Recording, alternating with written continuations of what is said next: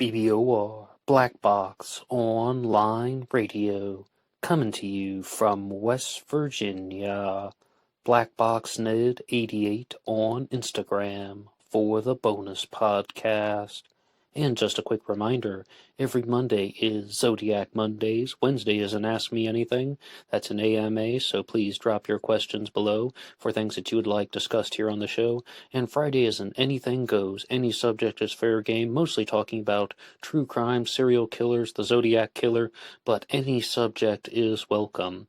Alright, so please share some ideas in the comment section about what you would like to hear about on this channel, and let's get started. Okay, hello everybody. Today is Monday, another Zodiac Monday. Welcome to the show. Today we're going to be doing an AMA, but there will be another one coming out on Wednesday. If you're a fan of the AMAs, you're in luck because there are going to be two this week. There's been an ongoing series of some Zodiac killer suspects and an Ask Me Anything segment on this channel. And I'm giving a shout out to Manic Eptopode, who wrote in saying, "What about revisiting some classics we haven't heard about in a while, such as Rick Marshall or Lawrence Kane?" And I thought about that for a little bit, and there are a handful of Lawrence Kane episodes on Black Box Online Radio. I would invite anybody to listen to those. But there's only one episode about Rick Marshall, so I thought this would be a good opportunity to talk about Rick Marshall as a Zodiac killer suspect and all things associated with the bizarre nature of the individual that was Rick Marshall. But if anybody has any other requests or ideas for suspects that they would like covered in this series of just an extended Zodiac killer suspect discussion, please put your ideas in the comments section below, especially one that has been previously mentioned on the channel, so it can be done in the AMA fashion where I read off your questions and comments and we explore the ideas. Because there's only one episode on Black Box Online Radio about Rick Marshall, I will get to your questions and comments in just a little bit. But first, I wanted to go over to ZodiacKiller.com and let's just have a solid introduction about Rick Marshall. On March 13th, 1926, Richard Reed Marshall was born under the name Joe Don Dickey in Slayton, Texas, in Lubbock County. First red flag right there. There are absolutely too many Richards in the Zodiac Killer mystery. Richards, Donalds, and Roberts. These people are coming out of all corners of the earth. Richards, Roberts, and Donalds. I don't know how many of them exist, but way too many. Throughout most of his life, Rick Marshall alternated between the two names, that is his alias Joe Don Dickey, or maybe, born under the name Joe Don Dickey, and then using the name Richard Reed Marshall, alternating between the two names for unknown reasons. That's the first kind of red flag for deviant behavior or some type of antisocial personality. Marshall's father worked as a conductor for the Santa Fe Railroad, and his mother was a housewife. Nothing wrong there. At the age of 18, Rick Marshall joined the Navy and served for several years. By the early 1940s, Marshall was living in Roswell, New Mexico, and had been using the birth date of March 13th, 1924. I have an absolute interjection here to point out that somebody shared something with me when I posted a copy of Richard Gaikowski's Social Security application, another Richard, and that is that Richard Gaikowski was born in 1936, but he incorrectly wrote the date of his birth on his Social Security application as 1938, and I even questioned Tom Voigt about this. Do you have any explanation about why Geik would have written the wrong year down for the date of his birth? My first instinct was that perhaps that this was just some type of internet mistake and Geik was actually born in 1938. Every other source clearly states that he was born in 1936. So that means that the date is off by 2 years. But there's a very important thing to note about in the 1940s, Rick Marshall is in the Navy. Because yes, of course, people are going to be like, well, they think the Zodiac Killer was ex-military. Even beyond that, in Zodiac Revisited Volume 3 by Michael Cole, he pointed out very clearly that he strongly believed, and I do agree with this, that the Zodiac would have been either ex-Navy or ex-Air Force.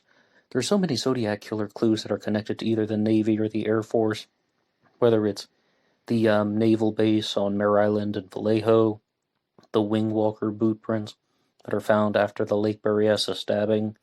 So many things point to someone who was ex-Navy or ex-Air Force, so that's something that also fits for Rick Marshall and his connection to the murders that took place in 1968 and 69. Rick Marshall settled in Seattle, Washington during the 1950s, taking a job with Boeing and using the birth date of April 7th, 1928. Are you noticing a pattern, though? Everything's always off by 2 years. It's so bizarre. But we did say that Rick Marshall is a weirdo. In the mid-1960s, Rick Marshall briefly lived in Riverside, California, before settling in the San Francisco Bay Area. And this is another point that I can just jump ahead a little bit. It does appear that Rick Marshall was indeed in Riverside at the time of the murder of Sherry Jo Bates on October 30th of 1966. But about that, a lot of suspects were in Riverside. I mean, if I had a nickel for every time I heard that, there's a very strong possibility that Richard Gaikowski was in the vicinity of Southern California at the time. Or how about Shel Cavalli and his connections to automobiles starting in Corona, California? Very nearby. You pull up Corona, California on the map, you'll find something rather similar to the Zodiac killer mystery. Lots of people have a connection to Riverside. And in fact, you gotta look at it in this way. That's why they're becoming suspects, because they have a connection to Riverside where Sherry Jo Bates was murdered, and they were in San Francisco. It's almost like pulling out people who have lived in both places. Or even somebody like Ross Sullivan, who is mostly connected to Riverside and Santa Cruz, not even San Francisco. But people are attached to these cases because of their connections to the crime scenes. During the Zodiac crimes in 68 and 69, Rick Marshall worked at a San Francisco silent movie theater called The Avenue. On Marshall's 45th birthday, March 13th, 1971, the Zodiac killer mailed a letter to the Los Angeles Times newspaper. I mean, that is something. March 13th, Tom Voight was saying a lot about the 1971 letter that was mailed on March 13th. But that's also the day that Arthur Lee Allen gets the traffic ticket in San Francisco, and that letter on March 13th was mailed from Pleasanton, California. By 1974, Marshall was living in Marin County and operating another silent movie theater at the port, and in 1976, Marshall became a Zodiac suspect after making suspicious comments about him over the radio. There's a lot of things going on around this guy, but longtime BBOR listeners will know that my favorite line is, "Being weird is not a crime." And Rick Marshall definitely does have the weird thing going, but you're going to need something much more than just being weird to be connected to the Zodiac killer mystery. You would need something more than just being ex-Navy or ex-Air Force. So many suspects are ex-Navy or ex-Air Force, and especially other branches of the military once all of that comes in together. But let's go to our first comment here in the Ask Me Anything. Nick Clark writes, Marshall had a distinct shuffling walk. Folks describe the same shuffling walk from the suspect he saw fleeing the Sundine murder. Suspect's age was early 40s, same as Rick Marshall. Because I just want to say I'm going to give a lot of extended responses to your questions and comments in this one. Rick Marshall's born in 1924, allegedly, right?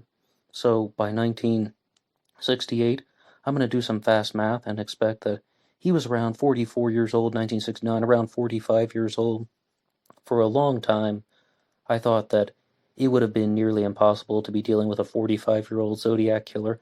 I really thought that we would be experiencing we were going through the evidence. It would suggest a younger perpetrator, closer to 25 years old. And the reasons for that would be that some of the things that I had been learning about in psychology for the kind of psychology of serial killer episodes that are also here on Black Box Online Radio. And that was suggesting that between the ages of 16 to 25, there's a very large spike in deviant behavior, particularly among males. That's what I was thinking about. Hormones and even the creative process reaches its zenith roughly around age 20 or 21 in males. So I thought all of that was kind of coming together with the Zodiac killer, and I was really thinking we're going to be dealing with a perpetrator much closer to age 25. But I said that's what I thought in the past, because the things that persuaded me in a different direction were actually more related to the mathematics, the bus bomb diagram, which we'll talk about in a second, as well as just the sophistication of certain elements. Like, even though the 340 cipher has now been cracked, and no, that wasn't me on the TV and such, even though the solution has been provided, there's a little bit more of an intricate nature to the 340 cipher. So that suggests to me someone who is a little bit more educated than the age of 25. And would that mean that you have someone who is closer to age 45, like Rick Marshall? And I want to be 100% clear with you. I'm not saying that Rick Marshall was the Zodiac killer. Just weighing the merit of some of these ideas here.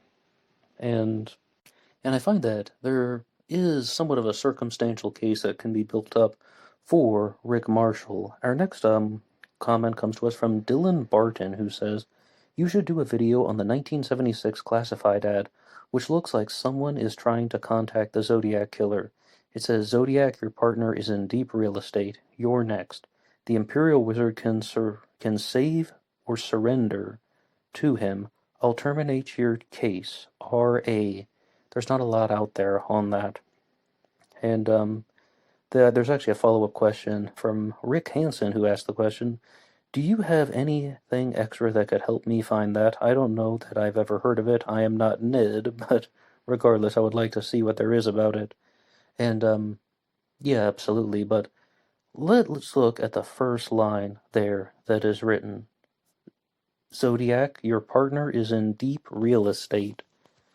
Is that like a literal connection to real estate? Because there are Zodiac suspects who are in the real estate world, most notably Lawrence Kane. Hal Snook even worked with the journalist Keith Power from the San Francisco Chronicle in both real estate and local politics, or that's how they had some sort of established connection. And if you want to say the Imperial Wizard can save you, surrender to him, I don't personally find the Imperial Wizard as a type of esoteric Zodiac reference. Where is any talk of that in the other Zodiac letters? That almost sounds like a fabrication, or somebody trying to be creepy in a way that is a little bit misleading. They're trying to make you think that they are delusional. And yes, I'm fully aware Imperial Wizard doesn't have to refer to magic. It can also be something from the Ku Klux Klan. But I definitely don't see any connections to esoteric Zodiac language. The next thing I would like to do is also something a little bit different, and really it's an announcement that what you're seeing in the graphic is my copy of the book, Sighting In on the Zodiac Killer by Drew Beeson, and in the near future I'm going to be doing a book discussion on that one. I have obtained my copy, and in this book it is mostly about the suspect Donald Lee Cheney, the person whom Drew Beeson believes was the Zodiac Killer, but there are a couple pages about some of the other more famous suspects. When I say a couple pages, there are two devoted to Rick Marshall in the book. Brief discussions, if you will, and let's have a read of that. And please, if you haven't subscribed yet to the channel, now's a really good time because you can follow along with all of the different discussions and some of these episodes as they're going to be coming out. And you can always give your suggestions for someone that you would like covered in a Zodiac AMA, or even just other questions for the Wednesday regular AMA show. But I would like to read a little bit from Drew Beeson's book here. Rick Marshall is still considered a solid Zodiac suspect by some investigators. Marshall's physical appearance and background match up very well with what is known and assumed about the Zodiac. It is said that he may have been born in Texas under the name Joe Don Dickey. I really don't like that name, but there's also that Don. That's it, though. Too many Richards, too many Donalds, too many Roberts. Assuming the identity Rick Marshall after picking up and murdering a hitchhiker of that name. I know, stranger than fiction. Not everyone in life is a Pete, though. Rick Marshall moved to San Francisco and worked as an engineer for the San Francisco Bay Area radio station KTIM in the early 1970s. Marshall was working as a film projectionist at a San Francisco silent movie theater called The Avenue at the time of the Zodiac's Red Phantom letter in July of 1974. It was assumed by investigators that the Zodiac's motivation for signing this Red Phantom letter was because he was influenced by a silent film. Well, that's definitely looking bad for Rick Marshall. With his familiarity with electrical diagrams, Rick Marshall would have been able to construct the bus bomb shown in the Zodiac's diagram mailed to the San Francisco Chronicle on April 20th, 1970. I need to pause right there from the section in the book citing in on the Zodiac Killer, once again by Drew Beeson. You can get this one on Amazon.com. But there was an excellent comment that came in about the electronics and the bus bomb and Rick Marshall's connections to all of this, because he's a projectionist in a silent movie theater, right?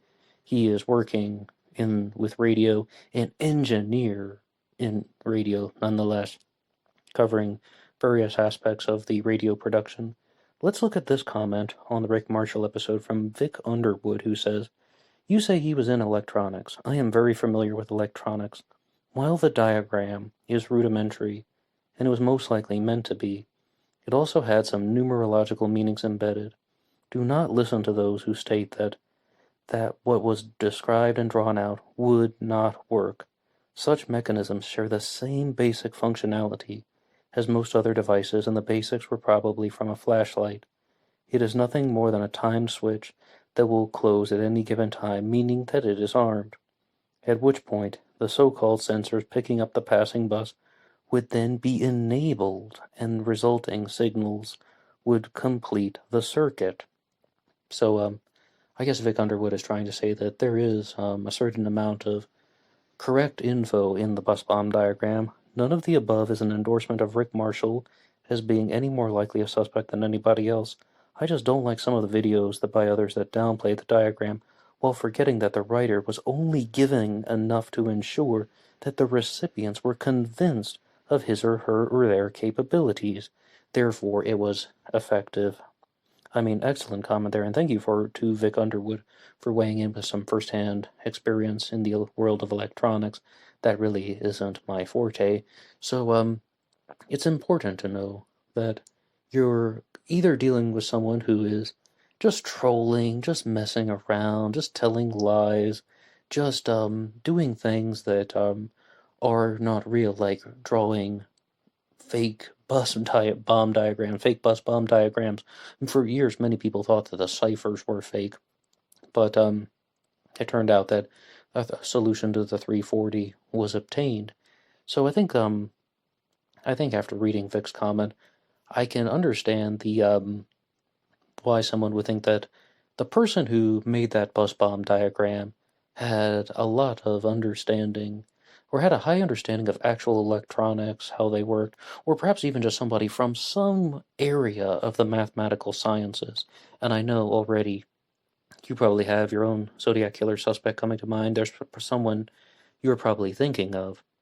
So I think that it is a good observation, but I have to share something with you guys that for the longest time I thought this bus bomb thing was absolutely a dud, as the Zodiac Killer would have said himself. But I thought it was not true. I was like, there never was a bus bomb. This is just a blatant lie. But a lot of people, perhaps even to a certain extent like Vic Underwood, have been trying to share that it's entirely possible for someone to have actually planted a bus bomb, or actually contemplated planting a bus bomb. The Zodiac did say very clearly that he was swamped out by the rain that we had a while back, meaning that the bus bomb ended up being a dud and something to that effect. So, I mean, no matter what, no matter which suspect you're thinking about, no matter how detailed you think the bus bomb diagram is, it does seem that the person who created this was very familiar with mathematics, various forms of sciences, electronics, mechanics, mechanical engineering, even perhaps.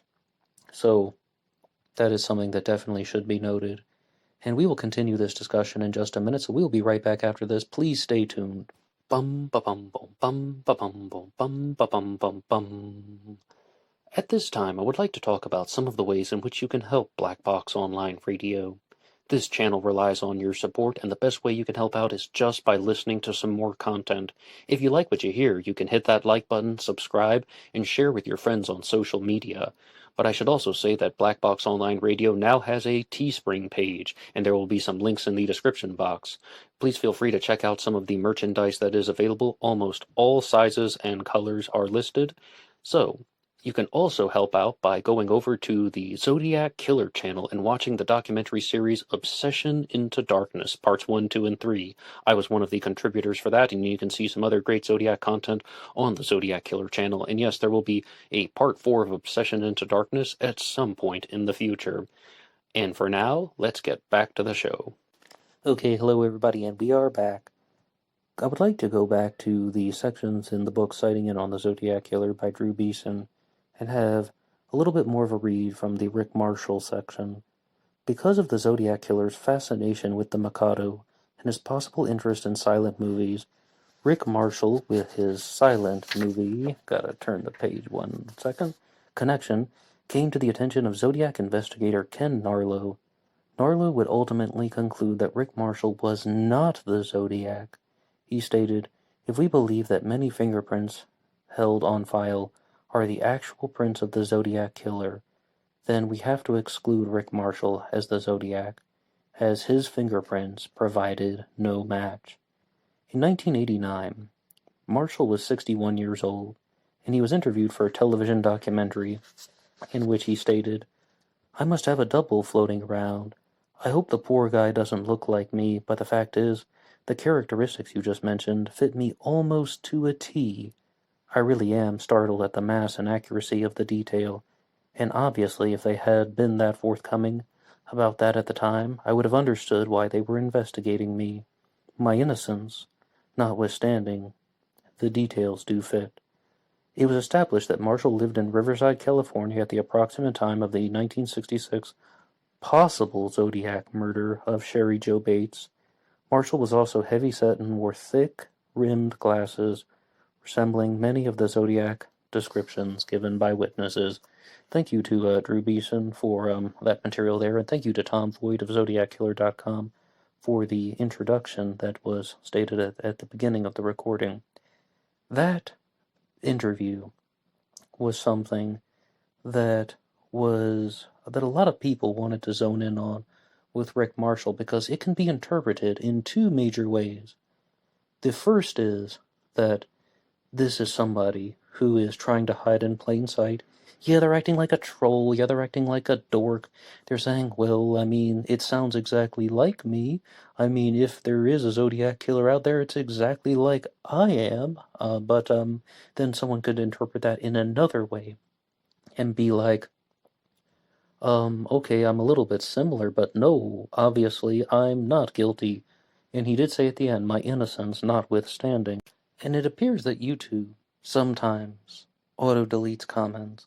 And someone left an excellent comment about Rick Marshall once, and I really wanted to use it in this episode, but either it's been lost to time or maybe it was included on one of the other AMAs. But they shared something about that interview segment that I just read off, and that was that the Zodiac Killer was so methodical that he wouldn't have hid in plain sight. He wouldn't have shared anything about being the Zodiac. I mean, it would be his deep, dark secret. Wouldn't have shared it with the family members, wouldn't have shared it with anyone who could have been an accomplice, and definitely wouldn't have gone on television talking about it, or written weird emails to people talking about it, or put out suspicious broadcasts over the airwaves talking about anything that could possibly incriminate him, because they're like, the Zodiac was so methodical and did not want to get caught. Think about it, everything that's been given away is something that teases you a little bit, but it's not so incriminating that it's actually going to get you caught. And they're like, what on earth does it mean when some guy like Rick Marshall is making comments like that? Well, if you do find the Zodiac Killer, he's probably my exact double. Everything you're saying sounds just like me. I said it could be interpreted in a couple of ways, and that seems like someone who is either trying to hide in plain sight or someone who is blatantly rejecting it, right? I will also share something. The Zodiac Killer hid in plain sight. I can answer that question. Would the Zodiac Killer hide in plain sight? Yes, absolutely. I mean, that's what all of these mathematical signatures are meant to represent. You can read Gareth Penn's Time 17 and find out all about how there are possible mathematical signatures found in everything, but that's the big idea. The Zodiac is hiding in plain sight, and just some way, somehow, maybe even some super personal meaning, the ciphers will one day reveal the Zodiac Killer's identity and find out who committed the murders in 68 and 69, possibly the murder of Sherry Jo Bates in 1966. And this is all alleged, right? I mean, that it could be tied to somebody like Rick Marshall, but I mean, just to theorize a little bit, I would expect that there are an enormous amount of mathematical signatures, and that is hiding in plain sight. But what is different about that compared to somebody like Rick Marshall talking, well, if there is a Zodiac Killer, I'm his exact double? That is brash. That is borderline flaunting about. That is borderline just blatant disregard for the people whom he's talking to. And it almost is like an enormous amount of attention seeking, but done in a very brash way. Another example of this would be the Zodiac Killer suspect Arthur Lee Allen wearing a Zodiac watch when he's being interviewed by the police about being the Zodiac Killer. It's trolling, but it isn't done in a methodical way. It's done in a brash, borderline, bullheaded way. Or, I mean, it is a bullheaded way. But there is one more comment here that I would like to read, and this is from Sean Stewart, who says, I would like to see you do an episode on the Mossad's involvement in the JFK assassination, because in the Rick Marshall episode, much like this one, I frequently ask you guys what would you like to hear about, and this is a request that I followed up with not once but many times. That actually turned into a large series. I got all into the writings and discussions of Michael Collins Piper, and I will include a link to the first episode in that series on JFK in the Mossad if anybody would like to check that out. Big thank you to Sean Stewart and the requested head topic there. The next comment comes to us from Socialist, who says, Marshall lived in Roswell. LOL, that is kind of a funny fact. Yeah, I know, right? This guy's just surrounded by creepy and bizarre things. I mean, Roswell, the Zodiac Killer, being in Riverside at the time of the Sherry Jo Bates murder.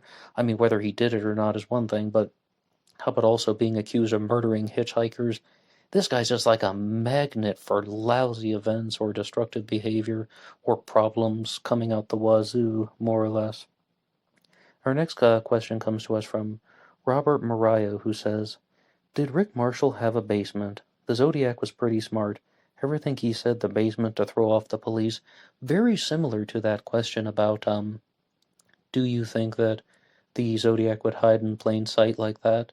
Do you think the Zodiac would say things to throw off the police, like I'm living in the, or I have a basement, excuse me, not living in the basement, but I have a basement. Well, I did speculate for a long time that I thought the bus bomb was a dud. There never was a bus bomb. It's just a made-up story. I guess you guys have convinced me, people in the comment section that is, that there is the possibility that the bus bomb was real. But would the Zodiac say something like that? Like talking about having a basement in one of his letters? I mean, I don't mean to deviate from the Rick Marshall pattern too much, but Donald Lee Cheney, the Zodiac suspect, too many Richards, Roberts, and Donalds.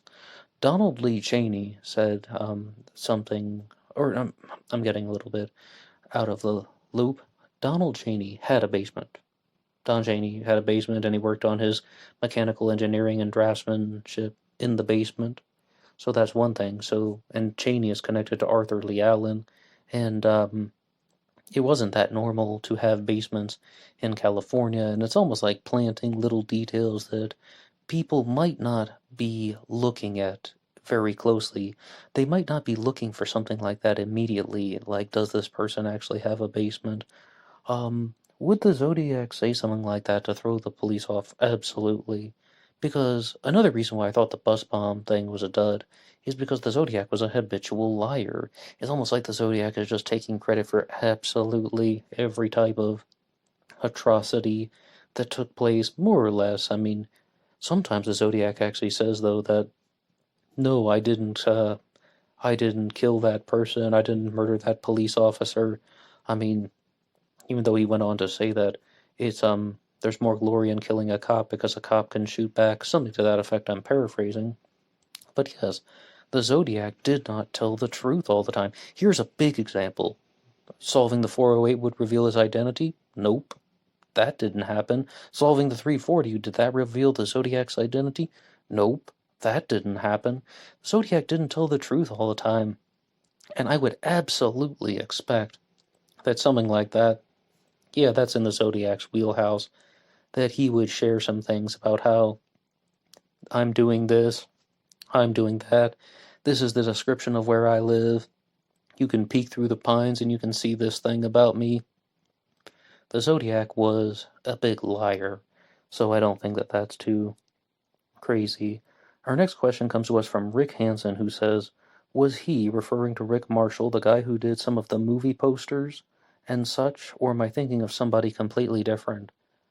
And the things I've read about Rick Marshall, I don't know if he did movie posters. Definitely worked in the silent movie theater, worked a projector. It seems like he had a very strong familiarity with devices like that and electronics and all of those pieces of equipment. But did he actually go on to make movie posters? That's a good question, but there's also a certain degree of artwork that is associated with the Zodiac Killer, whether it's the Halloween card, I mentioned the Red Phantom, the dripping pen letter, and the ciphers have a very neat and precise quality about them. That's something that should also be kept in mind, no matter which suspect one is thinking of. Our next comment comes to us from Zach Kaufman, who says, just north of the site on Lake Herman Road where Michaud and Farron were killed, there's a property dubbed the Marshall Ranch, a bit northeast of Lake Herman. Has anyone ever researched any relations to Rick in California? I'm uncertain if the property is still Marshall Ranch. Maybe I can answer some of that. I mean, if he was born under the name Joe Don Dickey, it would be highly unlikely that this person would be related to him, if that is indeed his name. It seems like he's changing aliases all over the place.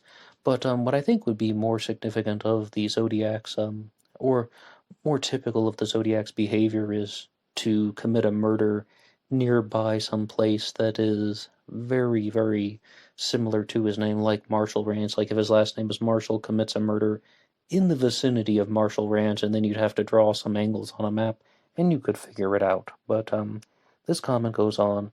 Just south of that site, there's a Benicia police firing range. I wonder how long that's been active, since the late 1960s.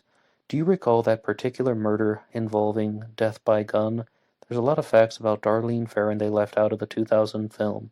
She was divorced, remarried, and had a daughter. Yeah, she was divorced from Jim Phillips Crabtree. She remarried to Dean Ferrin, and she had a daughter named Dina. Like a Dean, but a girl. Majot was simply a friend, or maybe one with benefits. I can also jump in right there. I'm almost certain Mike Majot was seeing Darlene romantically. I think he even says that in the documentary. This is the Zodiac speaking, that he had he was dating her, I think is a similar word. I mean, I'm just paraphrasing off of memory, but yeah, it does seem like they were romantically involved. For a while, I didn't even really think too much of that when I heard that they were just driving to the park, especially because it appears Darlene Ferrin's motivation for going to the park was to pick up some marijuana and perhaps some pills. It was a site where people traded drugs. The stranger at the painting party gave Darlene gifts, one of which was a dress. This is still in the comment from Zach Kaufman. Okay, the stranger at the painting party gave Darlene gifts. This is the painting party that would have been hosted at Darlene's house prior to her murder, a house painting party. And, Dean Ferrin made some comments, I think it was in the 1980s, that the painting party never actually happened, that was just Robert Graysmith getting fluffy on the details, or adding in an intentional fabrication. One point where Robert Graysmith is also accused of fabricating the material is involving someone who attended this alleged painting party, and his name is Richard Hoffman.